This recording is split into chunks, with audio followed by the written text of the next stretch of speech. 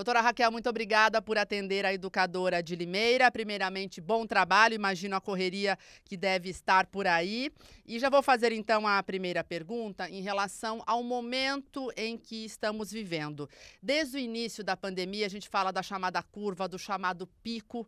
Isso está acontecendo agora? O pico é agora ou vai ser em julho? Qual é a análise que a senhora faz do momento? A análise do momento, na verdade, ela não é uma análise única, porque nós somos um país de dimensões continentais e com realidades muito diferentes, onde a pandemia também chegou em momentos muito diferentes, né?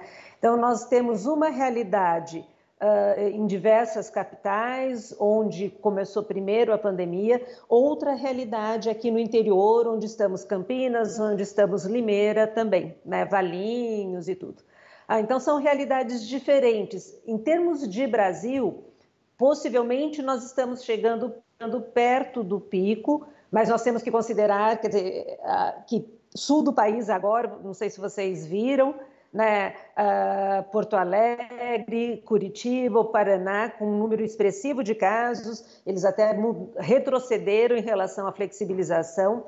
Então, talvez o que as capitais que começaram primeiro, né, onde a situação já está mais favorável, seja agora sobreposta à situação do sul e do interior, né, do país como um todo, com o aumento do número de casos. Então, talvez a gente ainda esteja próximo do nosso platô, mas ainda numa subidinha neste momento. Mas as realidades são muito diversas, né? Doutor, em relação ao frio, né? Estamos no outono, logo iremos para o inverno. Isso deve agravar a situação, porque é sempre no frio que a gente fica gripado, resfriado, tem problemas respiratórios. E aí, em meio a tudo isso, teremos que enfrentar o coronavírus. É um cenário pior? Sem dúvida nenhuma, é um cenário bem pior, né? Porque é como se não bastasse já as doenças do inverno, que a gente costuma chamar, as doenças respiratórias, que até tanto para quem não tem nenhum problema de saúde, como para quem já tem algum problema de saúde, essas doenças respiratórias, elas pioram e descompensam, né, o quadro de saúde, e esse ano a gente tem também o coronavírus. Então isso vai piorar e vai aumentar a procura por internação, por leitos hospitalares. Então, essa é uma preocupação muito grande. E mesmo nas áreas, e o que a gente tem que pensar? O inverno começa agora, né? Agora esse final de semana, oficialmente. Então, é uma época de maior circulação dos outros vírus, né, respiratórios, e o coronavírus vai continuar. Então, mesmo que haja, né, já está havendo a flexibilização em alguns locais, os cuidados com distanciamento social, o uso correto de máscaras e higienização das mãos, isso deve permanecer no mínimo até setembro, eu acho, né? O inverno todo e provavelmente até setembro. Doutor, em relação aos assintomáticos, depois daquela declaração da OMS sobre passar ou não passar o coronavírus, a gente percebeu, entrevistando algumas pessoas, eu tive contato com várias pessoas, contato por Skype, com pessoas que estão com coronavírus e se propuseram a dar entrevista, enfim, e a gente ouve falar isso, eu não passei para o meu marido, minha filha não pegou, enfim, acho que sou assintomático. Que dá para explicar em relação a isso?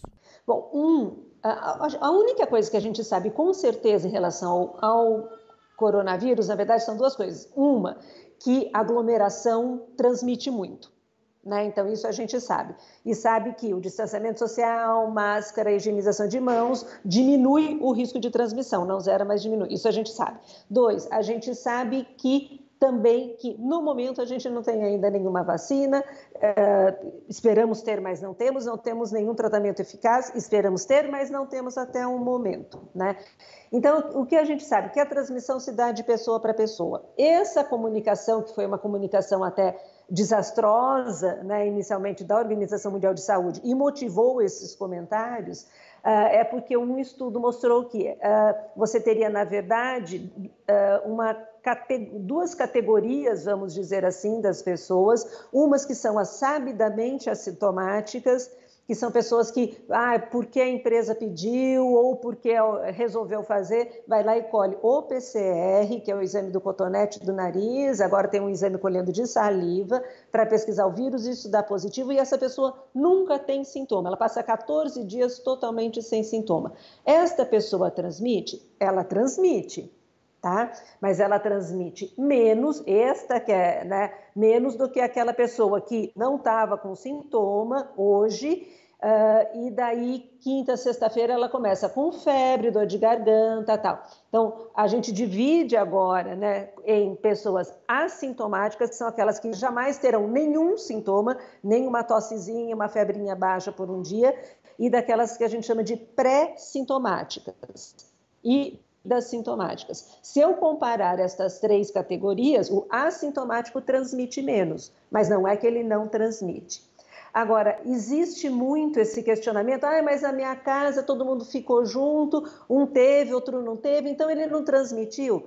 O que acontece, que a gente não pode esquecer, é que, a chance de ter transmitido é muito grande. 2, nós temos uma limitação muito importante de diagnóstico.